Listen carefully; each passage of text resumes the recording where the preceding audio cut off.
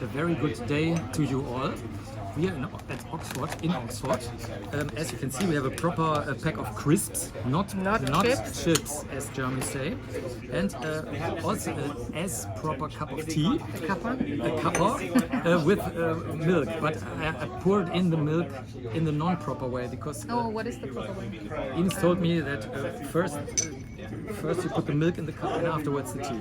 We don't know that. Post it under here if you know it, because Saskia is German. How German are you? Born and bred, then left. Yeah. I have, please make comments on the following topics and then we will compare that to what a British person would say. Brexit. Oh my God! I will dial it back because otherwise we sit here for a good 2 hours. This is the worst decision anyone could ever make, ever in the history of ever, forever. This is what was dialed back? Yeah. Otherwise, I would elaborate. Do you have any idea what a Saftdruckstreuer might be? Saftdruckstreuer. Oh, it's a group of plants. More like Sukkulenten? No. They throw their seeds through the air. But why Saft? Saftdruckstreuer. Saft, nicht Satz, Saftdruckstreuer. Fair enough. No, never heard of it. No, never heard it. How would you explain to a British person what a Morgenmuffel is? That's a morning grump. What does the morning grump do? What Gets up, particular? doesn't say good morning. Gets up, doesn't want to talk. Gets up, needs a coffee to live. Wanders around being a grump until sort of lunchtime. I'd say. But does get up. Yeah. Otherwise you can't be grumpy. Because when you're sleeping and you're happy in bed, you can't be grumpy. But in your bed, you could be grumpy in your bed. Nah, you're always happy when in bed, everybody. It's the best place to be. I don't know. Could you be a grump in that? Charles or the Queen? Forever. Forever? Forever the Queen. You were interested in royalty in Germany, I remember. Ish. I mean, I could never really follow what's actually going on, but I do. That's actually funny. Sometimes British people ask me, especially British people that are super proud of monarchy and all that, which is rare to find actually. But Stu's brother's partner, he's a proper royalist sort of thing. When we were watching, sorry if I'm going off rails. Please, go ahead. No dialing back necessary here. I mean, that's an important topic. The coronation. And you know, when they did this whole thing, I don't know, they presented him with God knows what, like the golden lid and stuff, you know, like, and we just kept making jokes and like, what else, you know, like the golden duck and the golden, you know, cup of coffee. And then his partner was like, don't ruin it for me. You know, like he was proper upset that we were making jokes about this whole coronation thing. So, anyways, he is proper into this. And then he asked me, how do, you know, Germans or non-English people perceive this? And I say it's like Disney World to us, you know, it's a massive tourist attraction in the sense of we don't have that. We obviously abolished monarchy. You will know that better when that was. Wow. Historically, I'm old. Back then, you know, you were there. I was around. Was it Bismarck or what? I don't know. Just making shit up. You probably mean Kaiser Wilhelm, Saskia. That one. Kaiser Wilhelm. Anywho, so yeah, for us it's just crazy, isn't it, to have a king and a queen, and you're like, why? There are strong historic ties between the British. It's true, and the Germans, right? I think the royal house. Who was it? Philip. He spoke fluently German. He was. I heard him speak fluently German. Not kidding, not personally, on YouTube. Again, to Bismarck's side. Yes, you can watch it on YouTube. He speaks fluently German, like literally. Well, now he's dead, so... Yes, now, yeah, YouTube, but YouTube is not dead. Not yet. Marmite. That's what... Oh my God. Well, again, quite a topic, because I don't know if you remember, but probably 20 years ago, we were in England. And I thought, this is Nutella. So I took a piece of toast, opened this, smeared it on, had a good bite and nearly died because it was so disgusting. 20 years later, they now came out with cashew nuts with like a slight dusting flavor. Delightful. Love it. Same with like some sort of oat bickies or whatnot. They completely made it possible for me to enjoy this product. I still don't smear it on my toast, but you know, this sort of remembering what happened back then. How about your strong. kids? Do they eat it? I don't know. I haven't really. We don't own a pot of Marmite at home, but I do have Marmite. I can take a video of Ruben trying Marmite for the first. He might have actually had it in preschool. I'm not sure. Harry or William? Harry and Meghan. Over them. Yeah. No. I feel like they've been done horribly by the press. And we want to leave them alone right now. Yeah. I mean, I don't know what they want, but I cannot believe how the British press went about that destroyed them. Oh, they did? Oh, they did. Okay. So, well, again, I can now only cite my brother, who's even more into this topic. He's very much into the topic than me. He said that at some point Meghan became too popular over Kate, and they could not have that because she is going to be queen. Meghan not so much. So they had to stop that. So she was too popular for that, and so they had to do a smear campaign. The lizard people are behind that. I imagine amongst others. Yeah. Amongst others.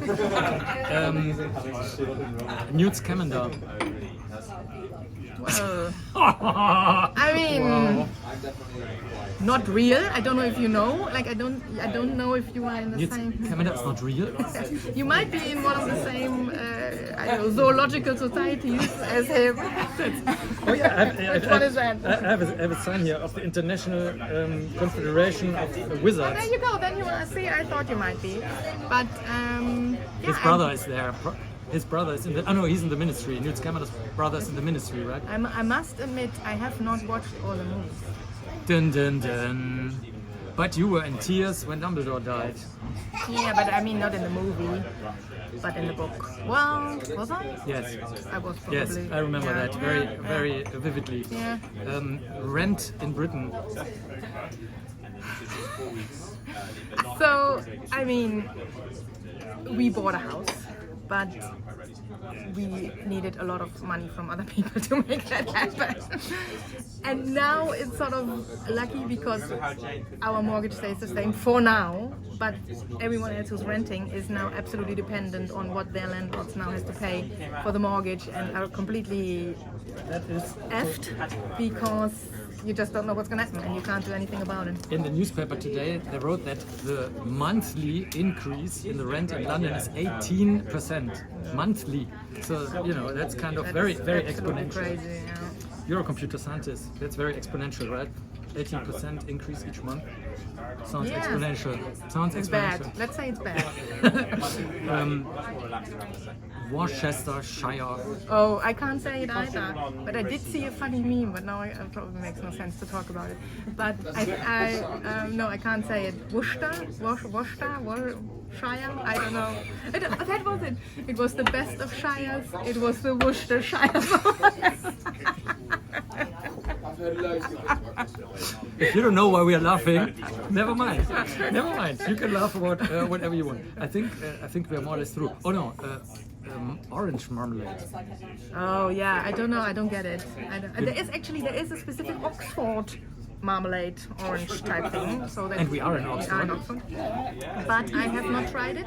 But my mum usually buys it, takes it back home to give to people, but I have no idea. She buys it here and brings it home. And like, you know, we brought you something from Oxford. But how much can you bring because of Brexit? Probably there's a limit to the amount of orange marmalade. Well, if you drive with the car, you can go and take whatever you want. You know, when they came with the van and stuff, they just... And full of orange marmalade? Nah, it's not that good. How would you describe it? It's like sweet and bitter at the same time, right? I Like don't know, life. I haven't... Yeah, probably. That's maybe why they made it. Final question, Lord of the Lost. The who? Thank you very much. Hallo Ines. Du bist unser German in England heute. Und wir fangen mal an, mal zu sehen, wie German oder wie Englisch bist du. Was fällt dir ein zum Begriff Saftdruckstreuer? Keine Ahnung, könnte das eine Pflanze sein? Es könnte eine Pflanze sein. Ines, your opinion on Marmite? I have no opinion because I haven't tried it yet. But You're ready to try it. Okay, go ahead. One moment.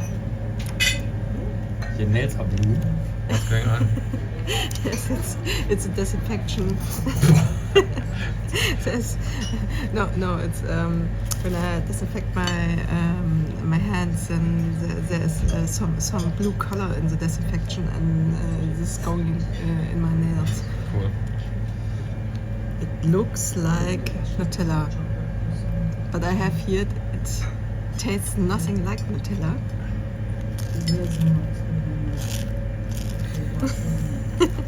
We're excited.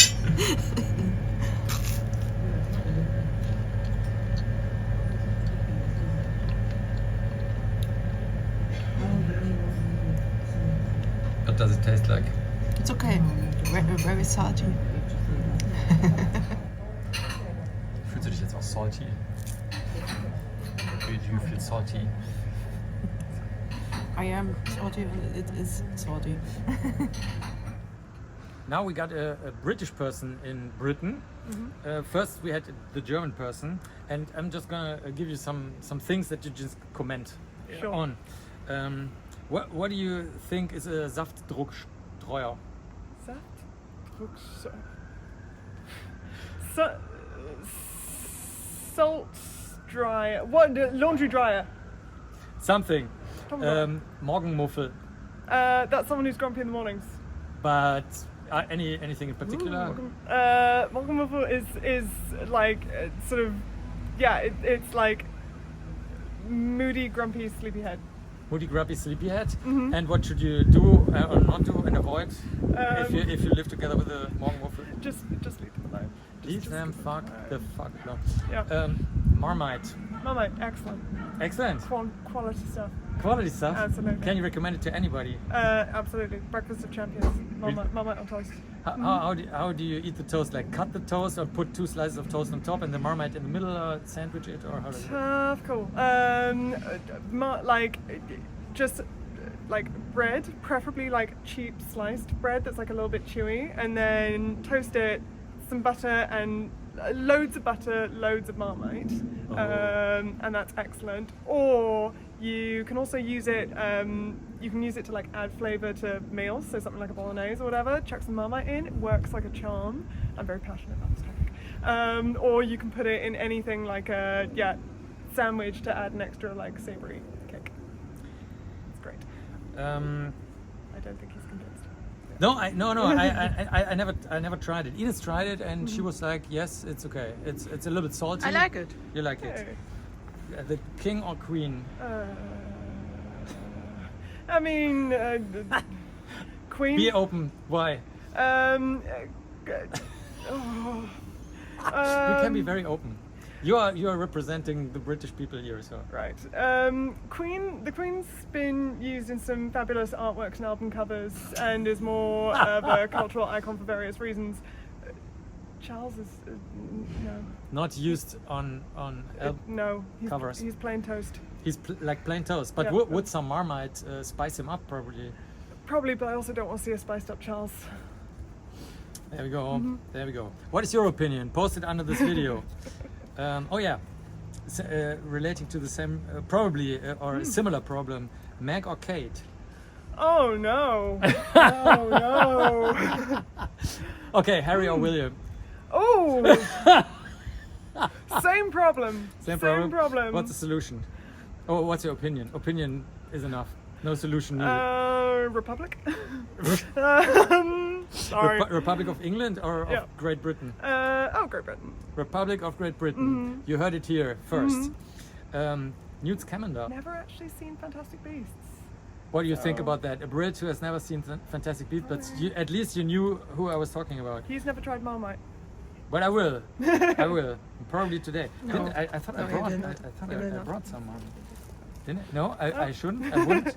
No, you wouldn't. You wouldn't. You never know. Today I'm in an explorative mood. Yeah. Brexit. Oh, sorry. Be open.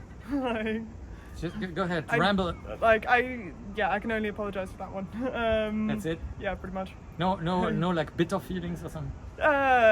Plenty. I'm glad that it's brought humour to other countries in Europe. That's a positive thing to come out of Brexit. But our German in Britain, she was pretty much enraged and not finding it humorous. Or something. Understandable. Yeah, that's infuriating. For other countries to watch a country slowly crash, I can imagine that's quite interesting. Well, we're not sadistic as Germans, are we? No, we're not. Are you There in you go. France or in Greece? No, that's not happening. Worcestershire. Oh, Worcestershire. How do you know that what I meant? Is that a common misspelling or something?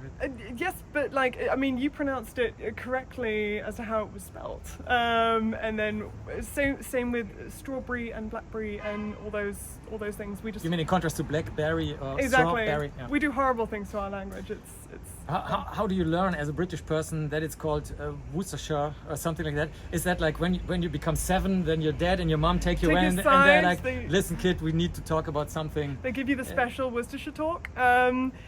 No, I think we all learn how to say it, and then I think we learn how to spell it much later. I think is the way. I see. But as a kid, are you do kids use the sauce, or is that just something that's get exported to other countries and nobody in Great Britain uses it? The first time I came across it, I was 6 or 7, and there was Worcestershire-Sauce flavoured crisps. That's how I came across it. And you they're wanted them, or yeah, they're somebody really gave good. Yeah, big fan. And then later I discovered like Bloody Marys and stuff like that, and then there was also a place for Worcestershire sauce. But yeah, it's not one that you. It's not like ketchup that you actually like reach for. It's one of those ones where it finds its place. You have it and at then home finds right you. now at this yes, point? Yes. definitely. Aha. Rent in London. Oh God. The first real emotion coming up here. The first true emotion. Please. True. It's terrible. Don't move to London. It's not worth it. It's very fun. It's fun. London is worth it. It's a great place. The rent is horrendous. Can you explain in terms of how much a person earns and how much you have to spend for your rent? Mm-hmm. Yeah. So it's common to spend up to half of your salary on rent, and there is nothing preventing a landlord from giving you what's called a Section 21 notice, which is eviction within 2 months on no grounds. So often that's for... Oh, that is allowed? Yeah, so if you complain about damp and so on, you risk being given a Section 21. They're trying to change that with government at the moment, but the bill going through, the landlord bill, keeps being blocked because 60% of MPs are landlords. And even if they ban Section 21 notices, there's nothing stopping a landlord putting up the rent 50% if they want you out, which is basically a Section 21. So many people like New York live together and share apartments, Yes. like adults who have a full job and everything. Absolutely. I'm That's- living with 3 others and we do exactly that. But it's lovely. It's nice. Orange marmalade. Orange marmalade, lovely. Great stuff. When do you get in contact with that as a kid? Is that something that you give to kids because it's a little bitter, or is it? How does You it work? come across it around the same time as Marmite. So maybe the first time you have it, you're like, I'm not so sure. And then, it's a more complex flavour than jam, but you get there. Which age? I'd cloud say is that? you're sophisticated if you're 7 or 8 years old and eating marmalade. But by sort of 14, 15, you're on, possibly on the marmalade train. Oh, I see. People So, would also suggest I'm very posh for suggesting that. yeah. What would a non-posh person suggest? I don't actually know. I'd have to ask. She would not know. She does not know any non-posh people.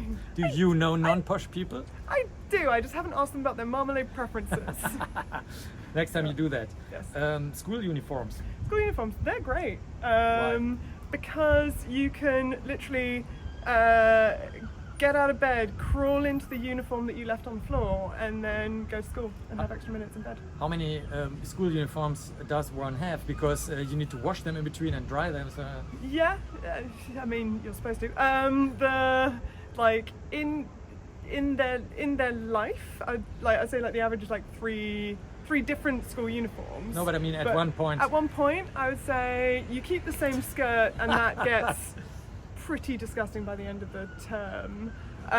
You'll have like different rotating shirts, obvious reasons, but like you'll have like one skirt, one tie if you wear a tie, one jumper, and then one like blazer for special occasions, and then you just keep rotating the shirts. Can you sell the skirt once it becomes really disgusting to like elderly men or something like that? Probably. I don't. If Do you have information on that? If there are any elderly men looking for my old school uniform skirt, You still have it? Probably, yeah, in the attic, I think. Yeah. Why? Oh, Is that not something that case you I give need to? for any reason. Good. That was that. Saftdruckstreuer is the word of the moment. It's a plant that distributes seeds by throwing the seeds around. Oh, Yeah. you know. Not a bad thing. Yeah. Thank you very much. That was Britons in Britain, brought to you live from our British person and the German person. Thank you very much. Hallo Ines, du bist unsere Deutsche in England, die aber nicht oft da ist. Ja. Also nicht erlebt die ganze Zeit. Was sagt dir der Begriff Saftdruckstreuer?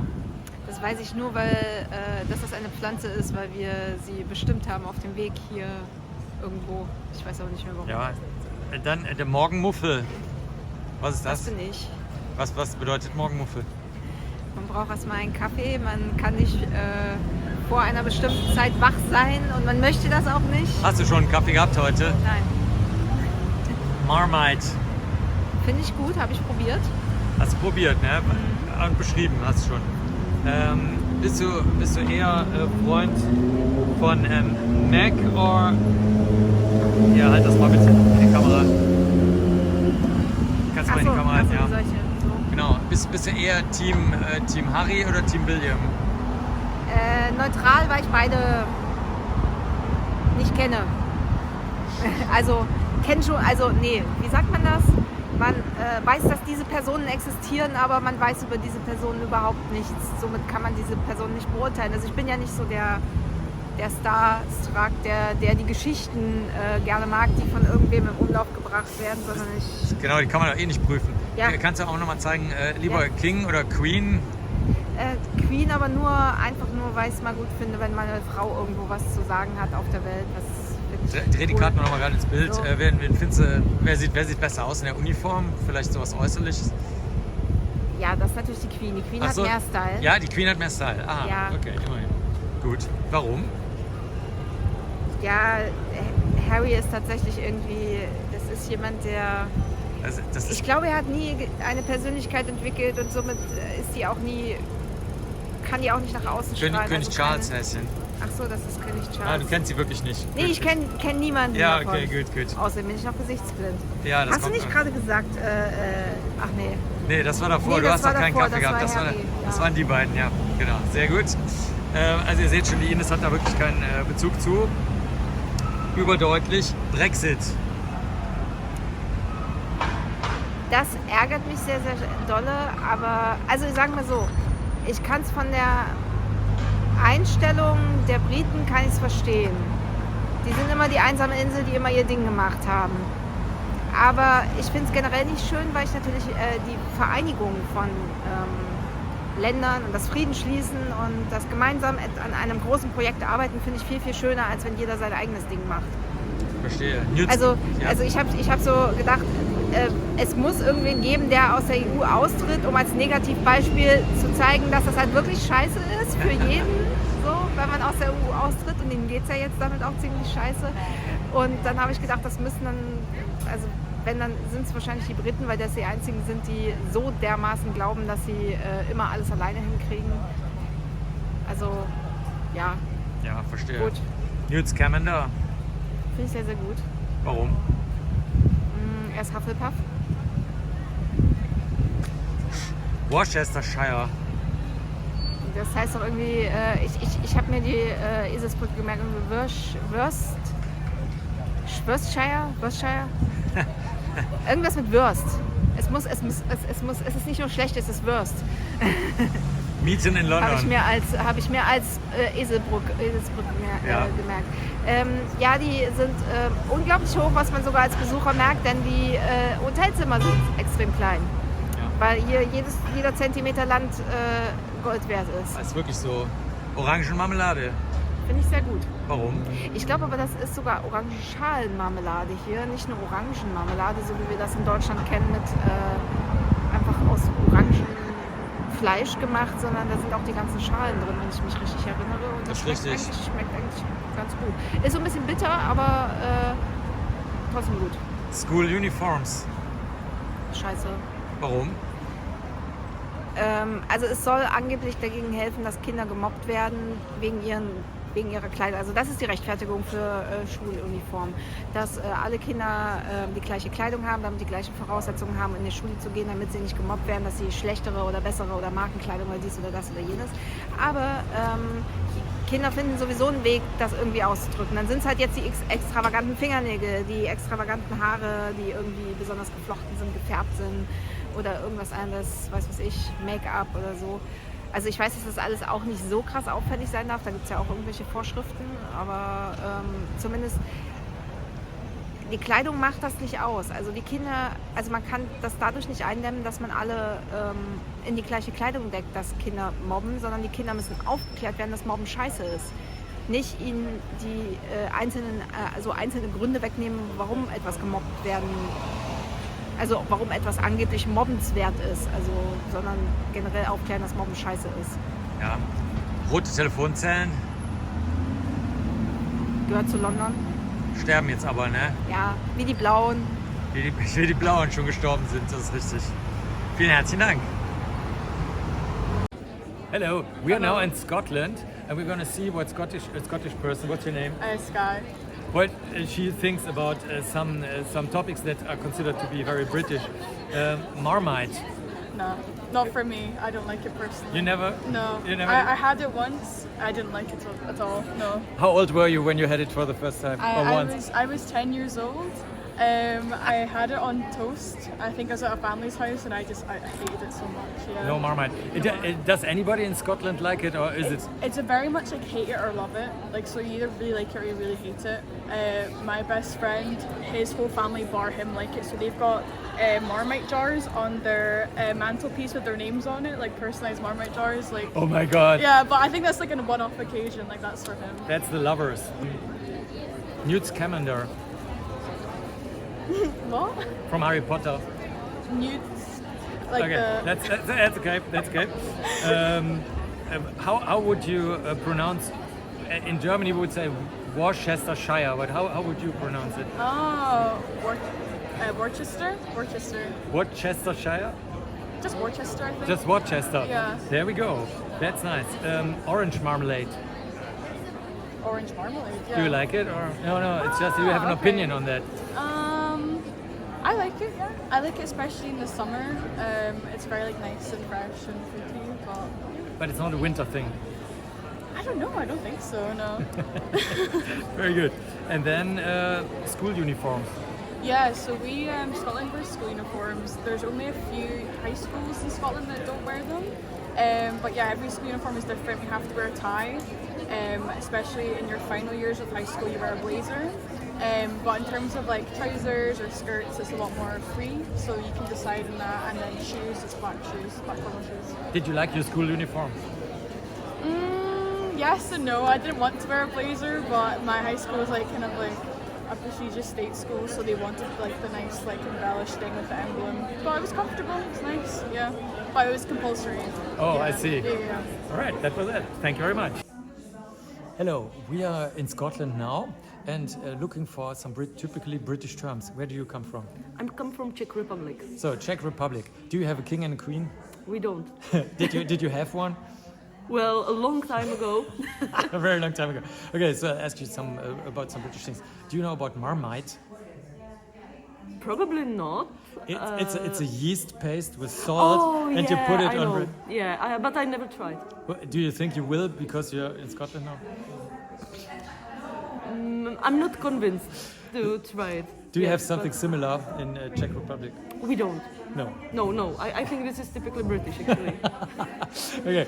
Then our next thing that is probably typical British. Do you prefer the king or the queen? Well, right now the king. You prefer the king?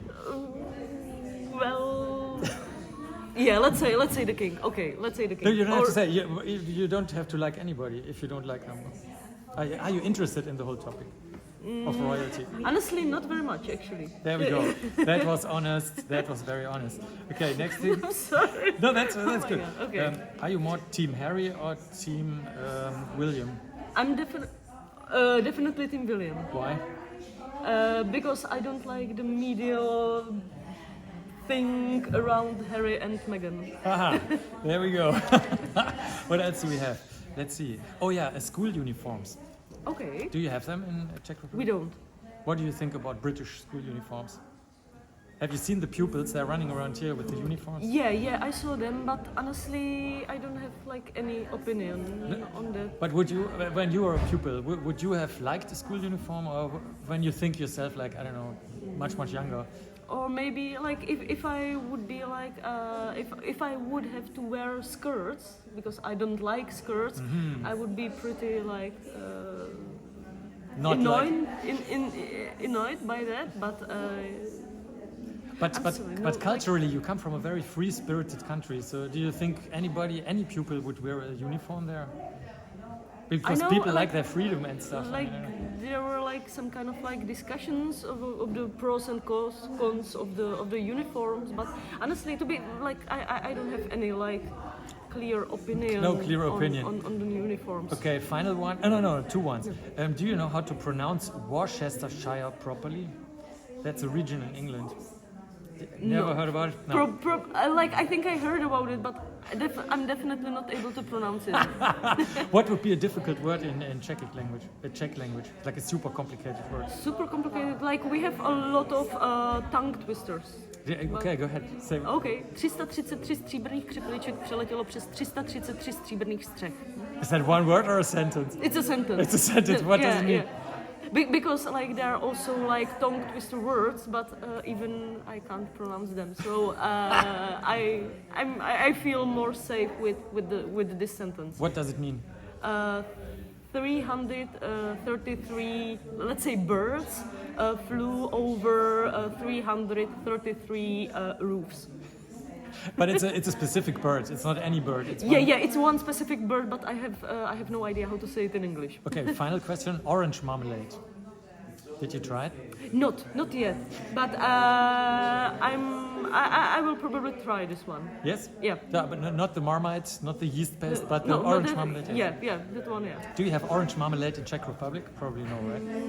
I don't think so. Or maybe there is some kind of like... we are not used to eat orange marmalade. Thank you very much. Okay, thank you. Thank you. Die letzte Person ist die echt multikulturell ist. Sie kommt nämlich aus Luxemburg und dort kann man viele Sprachen, also es gibt die Native Speech ist Letzeburgerisch, wie heißt das? Ja, Letzeburgisch. Letzeburgisch, dann lernt ihr in der Schule Französisch. Ja, das ist eigentlich ganz neu. Also normalerweise fangen wir an, die Alphabetisierung in Deutsch zu machen und dann ein Jahr später wird Französisch eingeführt. Und jetzt jetzt wird eben diskutiert, dass man jetzt auch auf Französisch alphabetisiert werden kann. Genau. So, also hier ist ein kultureller Hintergrund, ein Schmelztiegel an kulturellen Hintergründen. Und wir sagen, also wir geben dir einige Worte, die manchmal nur Deutsche kennen, manchmal nur Englische kennen. Du kannst dann einfach was dazu sagen. Was stellst du dir vor, was ein Saftdruckstreuer sein könnte? Oh Gott, keine Ahnung. Saftdrucksteuer. Was? Das ist auch so. Sag das mal auf Letzeburgisch. Saftdruckstreuer. Also ich kenne das Wort nicht, von daher ich weiß nicht, ob es das gibt. Also das ist eine Pflanze, die durch Saftdruck ihre Samen verstreut. Oha, okay. Der muss ich. Morgenmuffel. Ah ja, das gibt schon, das bin ich selber auch. Ja, ich glaube, da gibt's, ich glaube, wir sagen das gleich. Morgenmuffel. Und was ist denn ein typischer Morgenmuffel für dich? Aufstehen und erstmal seine Ruhe wollen. Und wenn es sowieso geht, erstmal zuerst ausschlafen, aber wenn man dann auf muss, früher dann einfach ein bisschen Ruhe zuerst und dann zu sich kommen und dann geht es auch los mit dem Tag. Wie hast du das heute gemacht? Heute musstest du ja wahrscheinlich um 7 oder 6 Uhr aufstehen. Ja, aber dann auch bin ich froh gewesen, dass ich so in meinem Zimmer für mich war und dann ganz langsam mit ein bisschen Musik reinfinden konnte und dann ging das auch so eine Stunde nach Aufstehen. Also bei manchen Morgenmuffeln geht also auch Musik. Ja, also zumindest bei mir. Bei dir. Marmite. Oh, wollte ich schon immer mal probieren, habe ich aber noch nicht. Ich traue mich nicht. Ich habe vieles davon gehört. Sagen wir mal so. Vielleicht habe ich sogar noch welche dabei, dann kann ich dir sogar noch welche geben. Sehr gerne. Ja. Dann, deswegen habe ich die Postkarten. King or Queen? Also muss ich mich für jemanden entscheiden? Nee, musst du nicht. Du kannst auch beide nicht mögen. Oder. Ich bin leider kein Royals-Fan. Also im Sinne, dass ich das nicht verfolge. Gut, natürlich kriege ich schon ein bisschen politisch gesehen was davon mit. Aber ich war jetzt nicht jemand, der zum Beispiel die Hochzeiten oder jetzt die Krönungen oder die Beerdigung leider der Frau mit verfolgt hat. Ja. Habt ihr ein Königshaus in Luxemburg? Wir haben tatsächlich, das ist ja so ein bisschen eine eigene Gestaltung in Luxemburg, dass wir sowohl ein demokratisches Wählsystem haben, wie aber auch eine Königsfamilie, beziehungsweise bei uns ist das dann eben der Duke. Grand Duchesse, ne? Genau, Grand Duchesse und Grand Duke. Die aber jetzt sozusagen politische Macht ist da eben so ein bisschen aufgeteilt eben zwischen unserem Premierminister und eben auch dem Grand Duke, wo aber eigentlich die Parteien und eben der Prime Minister mehr, sag ich mal, in der politischen Entscheidungsfindung sind und der Duke an sich dann dementsprechend dann nochmal eine Final Decision geben könnte, aber macht er nicht. Demokratisch gewählt, dann wäre es halt meistens, also macht es nicht wirklich unbedingt Sinn und er scheint auch immer irgendwo damit einverstanden zu sein. Habt ihr denn auch so Knisterzeitschriften, wo man so das Allerneueste aus dem luxemburgischen Königshaus erfährt oder ist das nicht üblich bei euch? Ich glaube, das gibt es schon, aber wie gesagt, auch bei der Luxemburgischen, also ganz unabhängig von was, ich bin da einfach nicht so bewandert. Du bist nicht so Königshaus. Dann hast du vielleicht auch gar keine Meinung zu Kate oder Meg oder William oder Harry. Ja, ich denke mir einfach, die müssen glücklich sein. Ne? Ich kann schon verstehen, wenn jemand sagt, ich möchte den Rummel von der Royal Attention vielleicht nicht. Gut, da gab es ja scheinbar auch andere Gründe und einfach Meinungsverschiedenheiten in den Familien. Wie war das? Ich kann es nicht Du bist da einfach nicht aber drin. Ich bin da so ganz neutral, sag ich einfach. Die müssen einfach glücklich sein. Ne? Das ist vielleicht auch eine gute Eigenschaft, wenn man aus so einem kleinen Land kommt, wo Neutralität ja auch wichtig ist. Ja. Jetzt wird's vielleicht ein bisschen weird. Newt Scamander, sagt dir das was? Ja. Bitte? Was ist ja eine fiktive Person aus dem Tier, also wie heißt der Film nochmal auf Deutsch? Fantastische Tierwesen. Genau, ja. Ja, aus dem Harry Potter-Universum. Ja. Also den fiktiven Charakter kenne ich schon, ja. Was denkst du über Harry Potter-Universum? Im Generellen schon ein großer Fan, ja. Habe ich als Kind gelesen, das waren meine ersten dicken Bücher, wo ich mich rangetraut habe, schon in jungen Jahren. Sind viele interessante Themen drin, gut, auch ganz viele Kontroverse über die Welt. Und dann mit dem Fantastischen Tierwesen fand ich den Film auch ganz schön, weil es eben nochmal auch ein bisschen darum geht, inwiefern man Tiere auch irgendwo behandelt, wie faszinierend sie sein können, aber auch wie umstritten der Umgang mit Tieren ist. Und auch eine ganz faszinierende Geschichte. Ja. Hast du das als Englisch wahrgenommen als Kind, Harry Potter, oder dachtest du, das spielt in Amerika oder irgendwie, keine Ahnung, oder im Fantasieplaneten? Also ich habe die Bücher auf Deutsch gelesen, weil das für mich in dem Alter die Sprache ist. Auf Luxemburgisch gibt es das nicht. What? Es gibt, glaube ich, keine. Tut was dagegen. Also wenn jemand sie findet, bitte sag mir Bescheid. Aber soweit ich weiß, gibt es keine luxemburgische Übersetzung. Aber das ist sehr typisch. Dass die Nachfrage einfach, da wir so wenige sind, relativ klein ist und auch manche Wörter einfach so nicht existieren. Das ist ja immer so eine Übersetzungsfrage. Zum Beispiel Liebe, haben wir gehört, gibt es auf Luxemburgisch. Genau, also schon Liebe als Nomen gibt es schon, aber nicht ich liebe dich. Also ja, man sagt dann halt, ich hab dich lieb oder ich knuddel dich. Ich mag dich. Ich mag ja, genau. Aber wie gesagt, das kann man ja schon mit Kontext und Körpersprache zu verstehen geben.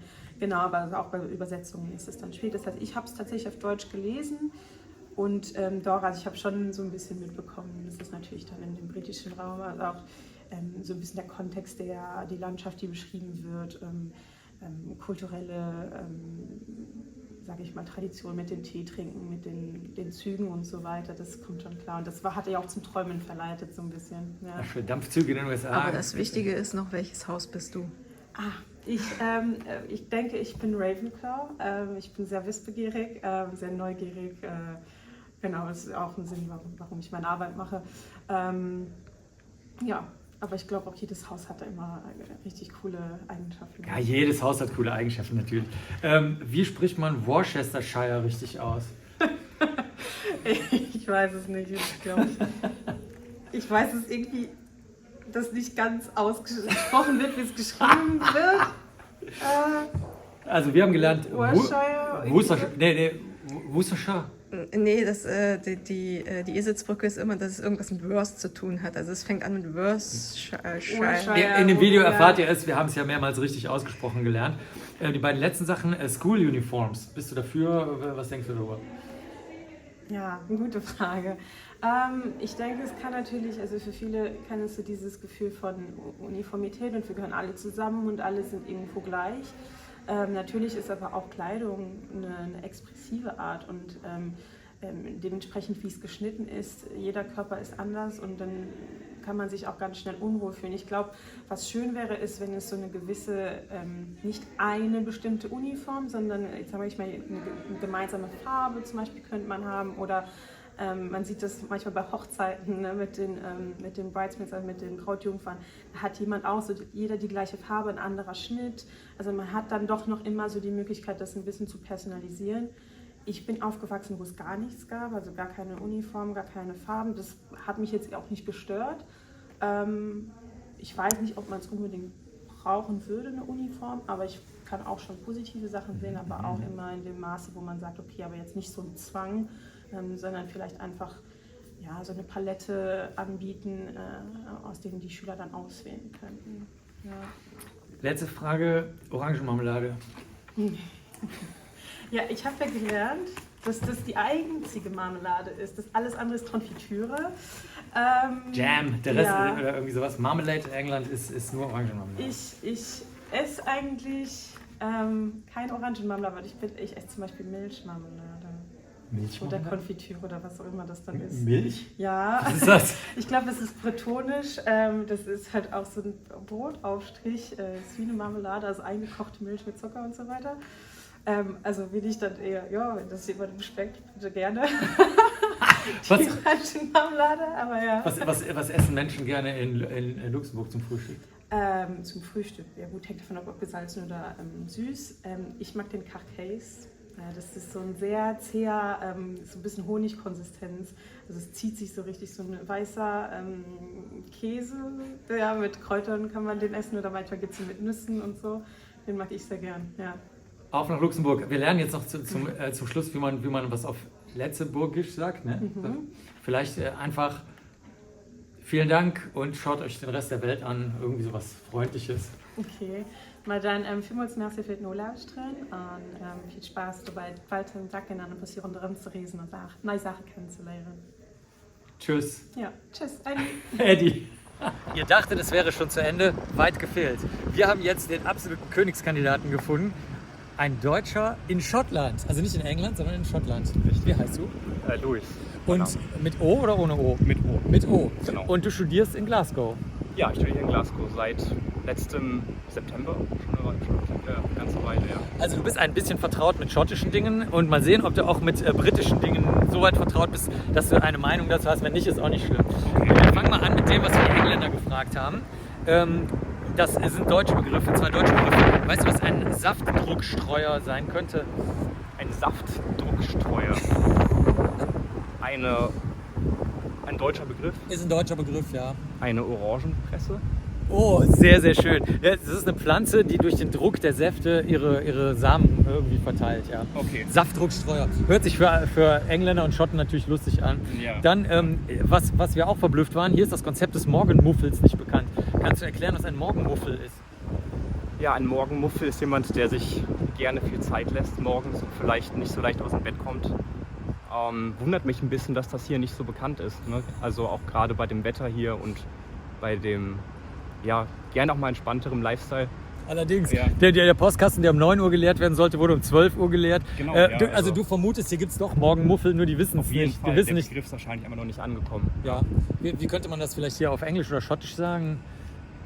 Vielleicht irgendwie so grumpy morning person oder irgendwie sowas. Ja. Aber wenn alle grumpy sind, braucht man keinen extra Begriff dafür. Wenn alle grumpy sind vielleicht alle Morgenmuffel, könnte es sein. Könnte sein. Ja, vielleicht Grumpy auch ein bisschen zu arg, aber müssen wir mal überlegen, wie man das vielleicht hier reinbringt. Ja, bitte postet eure Vorschläge hier drunter. Was ist deine Meinung, falls du eine hast, zu Marmite?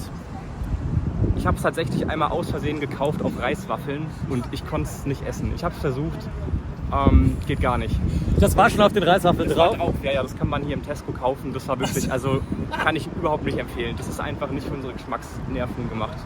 Dachtest du, das wäre Nutella oder was? Ich habe das gar nicht so richtig gelesen. Ich war froh, dass ich irgendwas halbwegs Gesundes in der Hand hatte und was hier auch nicht so leicht ist übrigens. Ja. Hier bei der Konferenz, wo wir sind, geht's. Da haben sie immer vegan, gluten-free ist das meiste. Okay. Aber stimmt schon, ansonsten ist es ein bisschen haarig. Ne? Da kriegt ihr ein bisschen das Extra-Treatment. Ne? Aber ja, Marmite, da muss ich leider, da bin ich raus. Was ist dein Geheimnis für gesundes Essen? Einfach selber einkaufen, selber kochen? Oder? Selber kochen, selber einkaufen. Es gibt sehr gute Restaurants, die auch gar nicht so teuer sind. Schönes, cleanes, asiatisches Essen. Da hinten der Bike-Shop zum Beispiel, der ist ganz gut. Ja. Okay, dann eher britisch bezogene Sachen. Okay.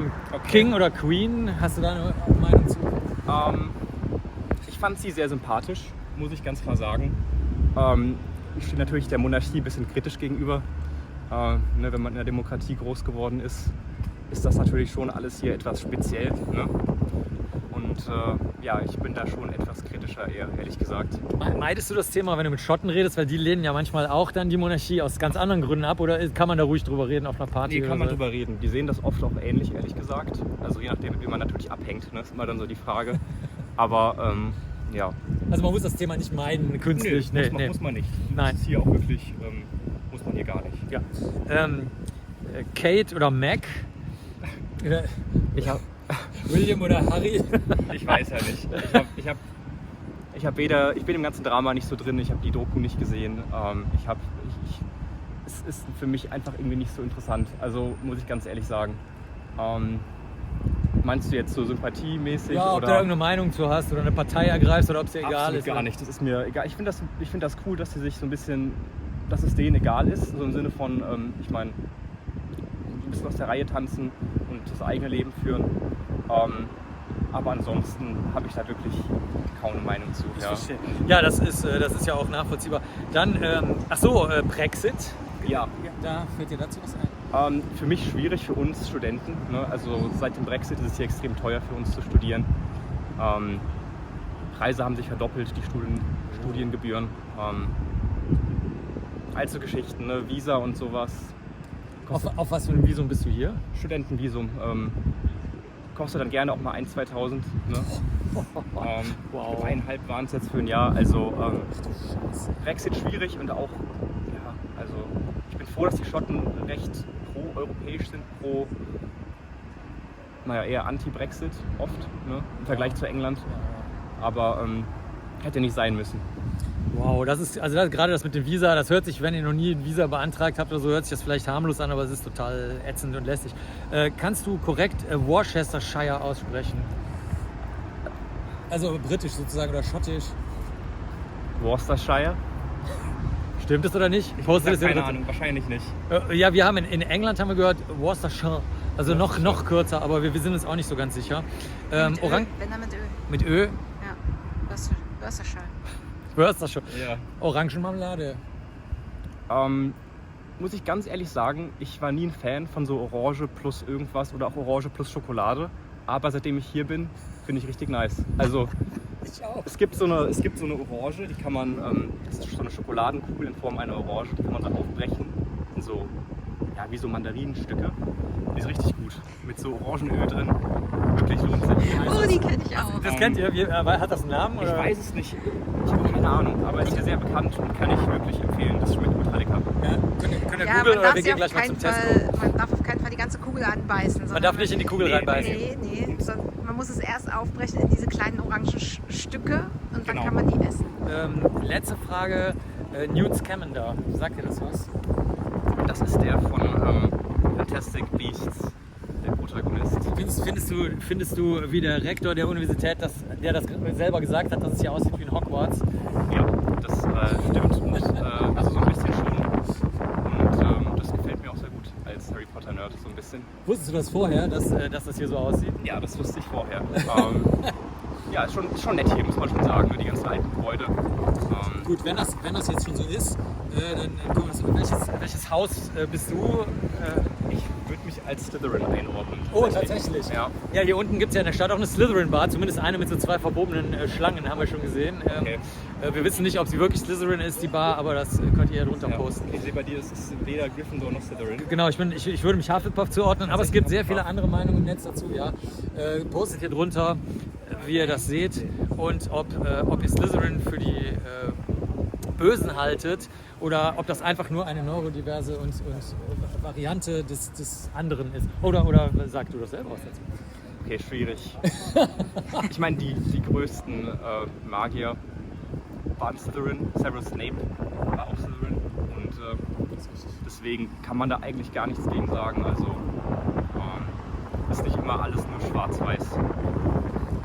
Sehr richtig. Mit diesen richtigen und weisen Worten verabschieden wir uns aus unserer Serie Menschen aus aller Welt, prüfen britische Begriffe und ordnen sie ein. Für euch. Vielen herzlichen Dank. Gerne. Tschüss.